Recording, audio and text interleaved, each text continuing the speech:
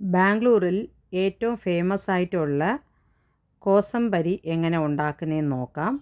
കോസംബരി എന്ന് പറയുന്നത് ഇതൊരു സലാഡാണ്. അതിനു വേണ്ടി 1 കപ്പ് ഡാൽ എടുത്ത് 1 മണിക്കൂർ വെള്ളത്തിൽ കുതിരാൻ വയ്ക്കാം.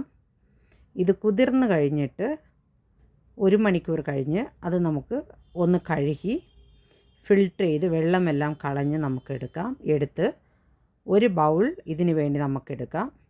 ആ ബൗളിലേക്ക് ആ 1 കപ്പ് കുതിർന്ന ഡാൽ ഇട്ട് കൊടുക്കുന്നുണ്ട്. ഇതിന് ആവശ്യമുള്ള സാധനങ്ങൾ: 1 ബൗൾ കുക്കുംബർ. ചെറുപയറ്റം പരിപ്പ് എടുത്ത അതേ ബൗളിലാണ് നമ്മൾ കുക്കുംബർ, ക്യാരറ്റ് എല്ലാം നമ്മൾ എടുക്കേണ്ടത്.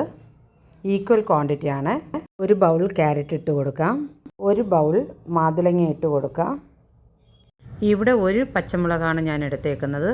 പച്ചമുളക് ഇഷ്ടമില്ലെങ്കിൽ നമുക്ക് ഇതിലേക്ക് പെപ്പർ പൗഡർ ആഡ് ചെയ്യാം. 2 സ്പൂൺ ലൈം ജ്യൂസ് ആഡ് ചെയ്യാം.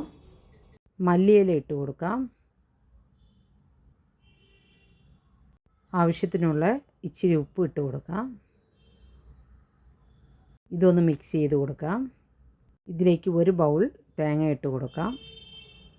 കർണാടക സ്പെഷ്യൽ കോസംബരി സാലഡാണ്. ഡയറ്റ് എടുക്കുന്നവർക്ക് ഏറ്റവും ബെസ്റ്റ് ആയിട്ടുള്ള സാലഡാണ്.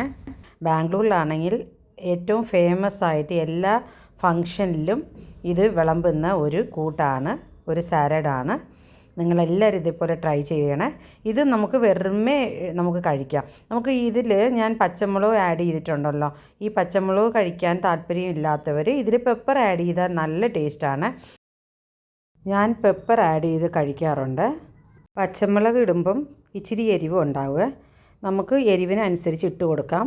അല്ലെങ്കിൽ എരിവ് ഇഷ്ടപ്പെടാത്തവർ പെപ്പർ ആഡ് ചെയ്ത് ഇങ്ങനെ ഉണ്ടാക്കി കഴിക്കണേ. നല്ല ടേസ്റ്റാണ്, നല്ല ഹെൽത്തിയുമാണ്.